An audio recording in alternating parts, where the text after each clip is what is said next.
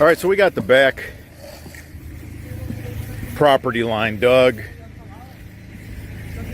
All the sprinklers have been repaired.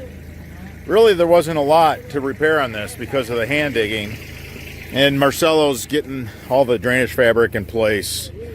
We're going to do a quad pack here, but there is a couple areas where it's shallow. So this dropped really hard in the corner. So we're going to have just 2 pipes to the storm drain, go to 4 pipes.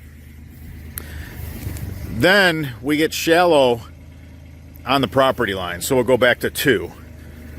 And I will show you guys how to do that because everybody's always so worried about how to make those connections, and it's really, you know, it's nothing. I mean, I don't want you guys overthinking this.